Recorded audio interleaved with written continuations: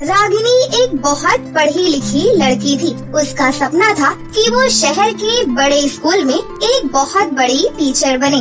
उसका ये सपना पूरा भी हो गया और उसे एक अच्छे बड़े स्कूल में जॉब मिल गई। माँ, आपको पता है इतना अच्छा पैकेज मिल रहा है मुझे, सच में मैं बहुत खुश हूँ। माँ, आप देखना, मैं सबके सपने पूरे करूँगी। मुझे इसी दिन का इंतजार था।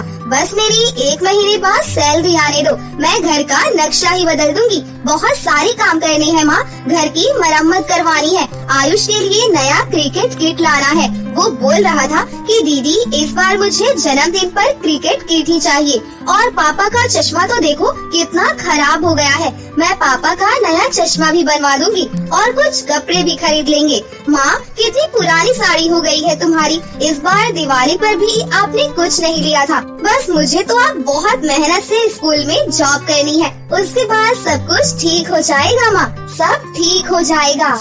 रागिनी बिटिया, सब हो जाएगा, मुझे पता है मेरी बच्ची बहुत मेहनती है, पर साथ साथ अपने खान पान का भी ख्याल रखा कर। पूरा दिन स्कूल में मेहनत से पढ़ाना, फिर घर आकर घर के काम, तू अपना भी तो ख्याल रखा कर। मेरा ख्याल रखने के लिए मेरी प्यारी माँ जो है। दीदी, मैं अभी अपने सभी दोस्तों को बता कर आता हूँ कि मेरी दीदी मेरे लिए क्रिकेट किट लाने वाली है। अब मेरे पास भी नया बैट बॉल होगा। रागिनी बिटिया, ये देखो तुम्हारे लिए गर्मा गर्म समोसे लेकर आए हैं। हमें पता था कि हमारी बिटिया खुशखबरी लेकर आने ही वाली है। समोसे?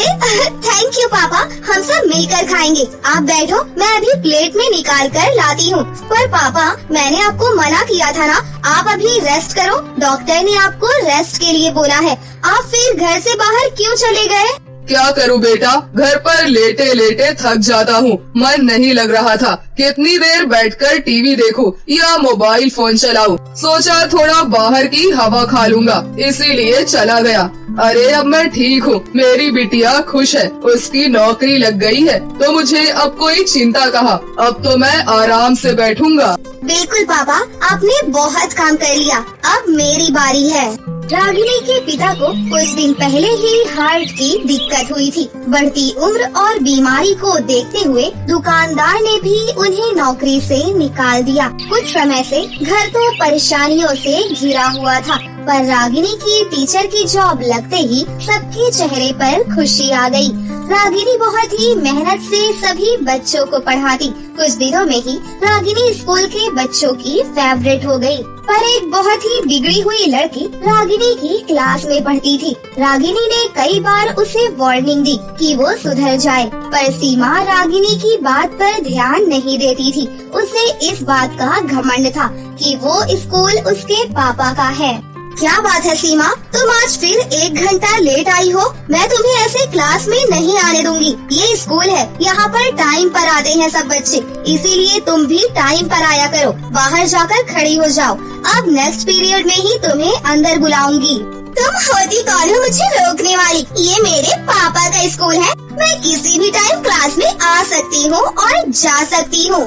सीमा, तुम अपनी लिमिट क्रॉस कर रही हो। मैं तुम्हारी टीचर हूँ, तुम्हें मेरा कहना मानना ही होगा। सीमा ने रागिनी की बात को नहीं माना और सीट पर जाकर बैठ गई। उस समय रागिनी चुप हो गई। उसने सोचा कि छोटी बच्ची है तो ज्यादा डांटना ठीक बात नहीं है, पर रागिनी की ढील से सीमा और ज्यादा बिगड़ी हरकत करने लगी। ऐसे ही एक दिन, सीमा, ये क्या बात है? मैं क्लास में पढ़ा रही हूँ और तुम अपना लंच खोलकर बैठी हुई हो। अभी के अभी क्लास से निकल जाओ। इस टीचर ने तो मेरी नाक में दम किया हुआ है, मैं अभी पापा के पास जाती हूँ। सीमा के पापा उसी समय स्कूल में आए हुए थे। प्रिंसिपल भी वहीं पर खड़ी थी, लेकिन वो कुछ बोल नहीं सकती थी। पापा, इस टीचर को अभी के अभी स्कूल से निकाल दो, ये मुझे बहुत परेशान करती है। अगर आपने ऐसा नहीं किया तो मैं स्कूल और घर छोड़कर चली जाऊंगी। नहीं नहीं सीमा, तुम्हें ऐसा करने की कोई जरूरत नहीं है। मेरे होते हुए स्कूल में तुम्हें कोई भी कुछ नहीं कह सकता। तुम मेरी एक लौती औलाद हो। रागिनी, अभी के अभी मैं तुम्हें नौकरी से निकाल रहा हूँ। प्रिंसिपल मैडम, इसका हिसाब कर दीजिए। पर सर, इसमें मेरी क्या गलती है? सीमा की गलती आप नहीं देख रहे, आप मुझे ही नौकरी से निकाल रहे हैं। आप सीमा के भविष्य के साथ ठीक नहीं कर रहे हैं। रागिनी, कहीं ऐसा न हो तुम्हारे कारण हमारी भी नौकरी पर बात आ जाए। अभी के अभी यहाँ से चली जाओ। तुम्हारा जो भी इस महीने का हिस्सा बनता है हम तुम्हें दे देंगे। कल से आने की कोई जरूरत नहीं है। रागिनी के सपनों पर पानी फिर गया। रागिनी स्कूल से बाहर आकर बहुत रोई। उसे बिना गलती की सजा मिली, पर वो कुछ कर नहीं सकती थी। रागिनी को समझ नहीं आ रहा था कि वो किस मुंह से घर जाए। अगर वो अपने पापा को ये बताती कि उसकी नौकरी चली गई है तो उसके पापा को एक बार फिर से सदमा लग जाता। रागिनी इसी सोच में घर की तरफ पैदल ही बढ़ रही थी। उसे पता ही नहीं चला कि कब वो एक सुनसान सड़क पर आ गई। रागिनी को चक्कर आए और वो बेहोश हो गई। जब उसकी आँख खुली तो वो बादलों में बने परीलोक में थी। मैं कहाँ हूँ? मुझे कुछ समझ नहीं आ रहा। तुम बादलों में हो, ये परीलोक है। तुम धरती लोक पर बेहोश हो गई थी। हम धरती लोक पर घूमने के लिए गए थे, तभी हमने तुम्हें बेहोश देखा और तुम्हें उठाकर परीलोक ले आए। मेरे माता पिता मेरी राह देख रहे होंगे। मुझे घर जाना चाहिए। हम तुम्हें घर छोड़ देंगे, पर तुम कुछ परेशान दिखाई दे रही हो। क्या हुआ, हमें बताओ। रागिनी परियों को अपनी सारी दुख भरी कहानी बताती है, जिसे सुनकर परियां भी दुखी हो जाती हैं। तभी उनमें से एक परी बोली, रानी परी, क्यों ना हम अपने तारों के स्कूल में पढ़ाने के लिए रागिनी को ही टीचर रख लें। हमें भी तो परियों के तारों के स्कूल में एक ऐसी टीचर की तलाश थी जो धरती लोक के बारे में बच्चों को ज्ञान दे सके, ताकि हमारे बच्चे बड़े होकर जब धरती लोक पर जाएं तो धरती लोक के बारे में उन्हें पूरी जानकारी हो। हाँ मेघना परी, ये तो तुमने बहुत अच्छी बात कही। रागिनी, क्या तुम हमारे परिलोक के बच्चों को पढ़ाना चाहोगी? हमें भी बहुत अच्छा लगेगा जब एक धरती लोक की टीचर हम परियों के बच्चों को पढ़ाएगी। हाँ, मुझे बहुत खुशी होगी। मैं जरूर पढ़ाना चाहूँगी, पर रोजाना मैं यहाँ कैसे आ सकती हूँ? ये तो बादल है ना। उसकी तुम चिंता मत करो। हम बादलों में एक ऐसी जादुई सीढ़ी बनाएंगे जिससे तुम बादलों में आ जा सकती हो। और एक बात, तुम्हें हर महीने परिलोक के अनुसार तनख्वाह भी मिल जाएगी, इसलिए अब तुम्हें पैसों की भी कोई चिंता नहीं रहेगी। आपका बहुत बहुत धन्यवाद। मैं कल से ही स्कूल आ जाऊंगी। ये परिलोक का जादुई मोबाइल फोन है, इसे तुम अपने पास रखो। अब हम तुमसे इसी फोन पर बात किया करेंगे। उसके बाद रागिनी खुशी खुशी अपने घर लौट आई। अगले दिन से ही रागिनी बादलों में बने परियों के जादुई तारों के स्कूल में पढ़ाने जाने लगी। परिलोक की परियां बहुत अच्छी थी। वो हर महीने रागिनी को सैलरी के रूप में सोने के सिक्के दिया करती थी। रागिनी की मेहनत रंग लाई और धीरे धीरे उसके पास बहुत पैसे जुट गए। अब उसने खुद का एक स्कूल बनाया जहां वो गरीब बच्चों को मुफ्त में शिक्षा देने लगी। गरीब बच्चों के माता पिता रागिनी को बहुत दुआएं देते थे। बच्चों को पढ़ाने के लिए रागिनी ने बहुत अच्छे टीचर अपॉइंट किए। अब रागिनी का स्कूल शहर के टॉप स्कूलों में गिना जाने लगा। रागिनी की अच्छाई का फल उसे मिल गया। रागिनी ने अपने परिवार को वो सारी खुशियाँ दी जिसका वो सपना देखा करती थी। अनन्या बहुत ही प्यारी लड़की थी। उसकी माँ उर्वी और पिता रजत उसे बहुत प्यार किया करते थे, लेकिन अनन्या बहुत ही ज्यादा काली थी, इसीलिए स्कूल में सब उसका मजाक उड़ाया करते थे। अनन्या को ये बात बहुत बुरी लगती थी, लेकिन वो किसी से कुछ भी नहीं कहती। एक रोज वो स्कूल से रोते हुए घर आती है। माँ, हर कोई मेरे क्लब ग्रुप को लेकर मेरा मजाक बनाता है। कोई मुझे काली कहकर चिढ़ाता है तो कोई मुझे कल्लो माई कहता है। अनन्या, अब तू बड़ी हो रही है मेरी बच्ची। तू किसी की बातों पर ध्यान मत दिया कर। भले ही तेरा रंग रूप ऐसा है, लेकिन तू पढ़ने में कितनी होशियार है। उन बच्चों का स्वभाव जैसा भी हो, लेकिन मैंने मेरी बच्ची को ऐसे स्वभाव नहीं दिए हैं। इसकी मुझे बहुत खुशी है। ठीक है माँ, मैं उन बच्चों की बातों का बुरा नहीं मानूंगी और खूब अच्छे से पढ़ाई पर ध्यान भी दूंगी। अनन्या को स्कूल में उसके क्लास के 2 बच्चे रोजाना चिढ़ाया करते थे, लेकिन अनन्या ने कभी उनकी बातों पर ध्यान नहीं दिया। अब एक रोज अनन्या स्कूल जाती है और अपनी सीट पर जाकर बैठ जाती है कि तभी क्लास का राहुल अनन्या को चिढ़ाते हुए कहता है, देखो देखो कल्लो आ गई। तुझे देखकर तो कोई भी कह दे कि भैंस भी तुझसे ज्यादा साफ है। वैसे मैं तो कहता हूँ तुझे भैंस चराने जाना चाहिए। तेरे जैसे लोगों का स्कूल में क्या ही काम, किताबें भी तेरे हाथों से मैली हो जाती है। अरे ये तो बस पढ़ने लिखने में ही अच्छी है, तभी तो इसका स्कूल में एडमिशन हो गया, वरना इसके जैसी शक्ल वाली लड़की को तो कोई स्कूल में घुसने भी ना दे। क्यों कर लो, ठीक कहा ना मैंने? तो ठीक कह रही है रुचिका, ये पढ़ने लिखने में अच्छी है तभी इसे स्कूल आने देते हैं, वरना इसके जैसे शक्ल के लोग तो सड़क पर भीख मांगते मिलते हैं। अनन्या राहुल और रुचिका की बात चुपचाप सुन रही थी। वो उनकी बातों का कोई जवाब नहीं देती क्योंकि उसे अपनी माँ की बात याद आ जाती है। अनन्या की माँ उर्वी ने अनन्या से कहा था कि वो किसी की बातों पर ध्यान ना दिया करे और बस पढ़ाई किया करे।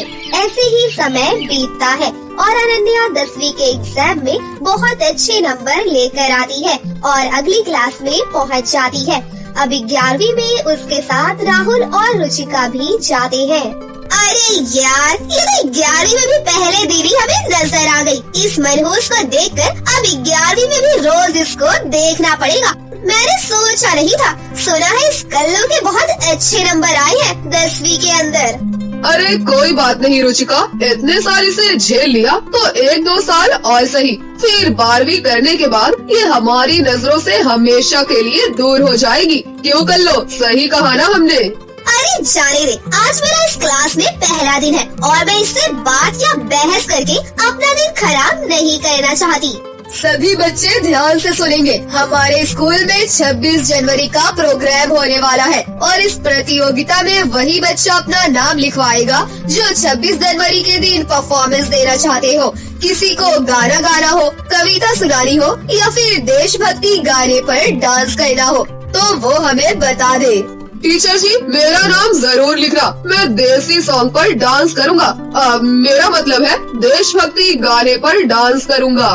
टीचर जी, मेरा भी नाम लिख लीजिए। मुझे गाना और नाचना बहुत पसंद है। मैं 26 जनवरी के दिन स्कूल में गाकर और डांस करके परफॉर्मेंस दूंगी। मैं सबके नाम लिख लेती हूँ और मैं ये भी बता दूँ कि जो भी इस प्रतियोगिता में फर्स्ट आएगा उसे एक ट्रॉफी और इनाम मिलेगा और एजुकेशन मिनिस्टर आकर उसे खुद इनाम देंगे। अखबार में उनकी तस्वीर भी छपेगी, इसीलिए अब अच्छे से मेहनत करना। ये सुनकर सभी बच्चे काफी खुश होते हैं। साथ ही टीचर को 26 जनवरी की परफॉर्मेंस के लिए अपना अपना नाम भी लिखवाते हैं। लेकिन टीचर की नजर जब शांत कोने में बैठी अनन्या पर जाती है तो टीचर अनन्या को देखते हुए कहती है, सभी बच्चे अपनी अपनी सीटों पर बैठ जाओ। और अनन्या, तुम तो इस स्कूल की होनहार बच्ची हो, तुम 26 जनवरी की प्रतियोगिता में भाग नहीं लोगी क्या? टीचर जी, मैं भी 26 जनवरी की प्रतियोगिता में हिस्सा लेना चाहती हूँ, लेकिन मुझे इतने सारे लोगों के सामने गाना गाना और डांस करना नहीं आएगा। मुझे शर्म आएगी, इसलिए मैं इस प्रतियोगिता में अपना नाम नहीं लिखवा रही। अरे टीचर जी, ये स्टेज पर ना ही जाए तो अच्छा है। इस काली लड़की को देखकर तो लोग डर कर वहाँ से भाग जाएंगे। खामखा 26 जनवरी का फंक्शन इसकी वजह से खराब हो जाएगा। आप इसका नाम मत लिखिए।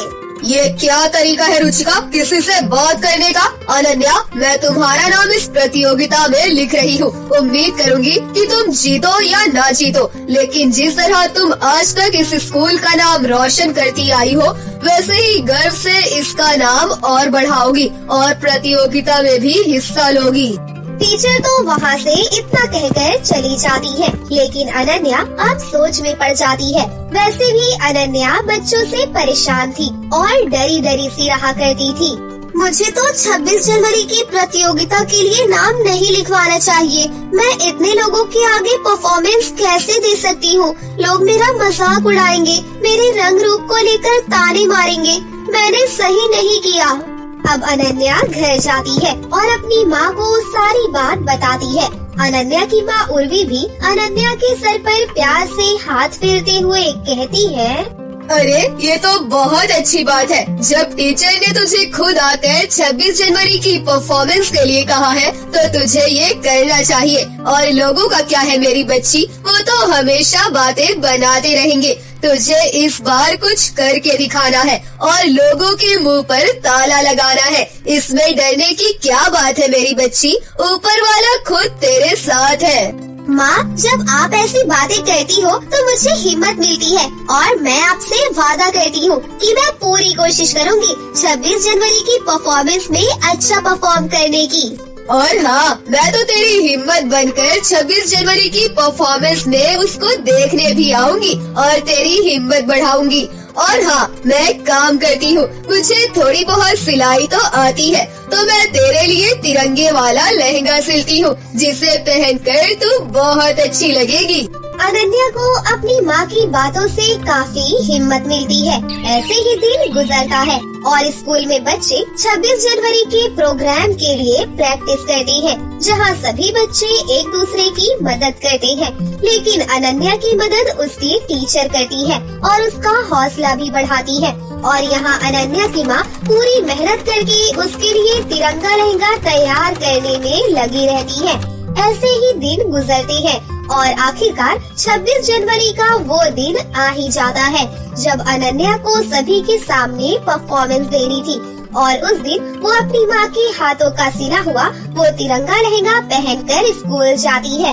उसके बाद टीचर स्टेज पर आती है और कहती है, अब आपके सामने परफॉर्मेंस देने आ रही है 11वीं क्लास की रुचिका। रुचिका बॉलीवुड सॉन्ग पर आप सभी को परफॉर्मेंस करके दिखाएंगी। सभी रुचिका के लिए तालियां बजाएंगे और तालियों से रुचिका का स्वागत करेंगे।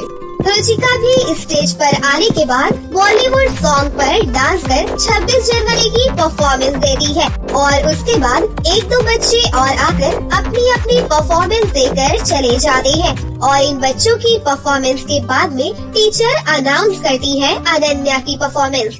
अनन्या आने से पहले बहुत डरी हुई थी, पर अनन्या हिम्मत करके स्टेज पर आती है, लेकिन वो खुद को बहुत कमजोर महसूस करती है। दोस्तों, मैं अपनी परफॉर्मेंस शुरू करने से पहले एक छोटी सी कविता कहना चाहूँगी, जो मैंने खुद लिखी है। गोरे है या काले हैं, हम सब भारत वाले हैं। छोटे छोटे बच्चे हैं लेकिन दिल के सच्चे हैं। मातृभूमि से प्यार करो, नफरत का ना वार करो। आज गणतंत्र दिवस पर तुम गणतंत्र संग्रामियों को याद करो। भीड़ में सभी बच्चों के माता पिता, सभी बच्चे और टीचर और एजुकेशन मिनिस्टर भी बैठे होते हैं, जो सभी का परफॉर्मेंस देख रहे थे, वो भी बहुत गौर से। अनन्या स्टेज पर आने के बाद अपने तिरंगे लहंगे में देशभक्ति सॉन्ग पर डांस करती है। तो अनन्या की माँ उर्वी भी ये देखकर भावुक हो जाती है। अब कुछ देर के बाद में टीचर स्टेज पर आकर अनाउंसमेंट करती है। सब बच्चों ने अपनी अपनी प्रतिभा दिखाई, लेकिन इस प्रतियोगिता में अव्वल आई है अनन्या, जिन्होंने न सिर्फ अपनी प्रतिभा हमें दिखाई, बल्कि हम सबको देशभक्ति का महत्व भी समझाया। अब स्कूल की टीचर खुद एजुकेशन मिनिस्टर को स्टेज पर बुलाकर अनन्या को ट्रॉफी देने को कहती है। और एजुकेशन मिनिस्टर भी अनन्या को ट्रॉफी देते हुए अनन्या की और उसके तिरंगे लहंगे की बहुत तारीफ करते हैं। हालांकि एजुकेशन मिनिस्टर की तारीफ सुनकर वहाँ बैठे राहुल और रुचिका का मुंह बंद हो जाता है। मुझे माफ कर दो अनन्या, मैंने तुझे कुछ ज्यादा ही बुरा भला कह दिया। मुझे पता है मैं तेरी माफी के लायक नहीं हूँ, लेकिन आज मैं तुझसे माफी जरूर मांगूंगी। मुझे भी माफ कर दे अनन्या, मैंने तुझे गलत समझा, तेरे रंग का मजाक उड़ाया, लेकिन सच में तू दिल की बहुत अच्छी है। आज के बाद मैं कभी तेरे रंग रूप का मजाक नहीं बनाऊंगा। अरे नहीं नहीं, तुम दोनों इतना भावुक क्यों हो रही हो? इसकी जरूरत नहीं है। तुम दोनों तो पहली क्लास से मेरे साथ पढ़ते हो, तो भला दोस्तों की बातों का क्यों बुरा मानना? हम तो दोस्त हुए ना। आज तुम दोनों की वजह से ही मैं यहाँ पर पहुँच पाई हूँ, वरना मेरा मनोबल बढ़ता ही नहीं। 26 जनवरी के इस देशभक्ति के मौके पर अनन्या सभी के दिलों में एक अलग जोश और जुनून पैदा करती है। जो कोई अनन्या से बैर भी करता था, वो भी अब अनन्या के पास आकर उससे गले मिलता है, उससे माफी मांगता है। ये सब देखकर वहाँ मौजूद सभी लोग बहुत खुश हो जाते हैं और अनन्या की माँ अनन्या को गले से लगा लेती है।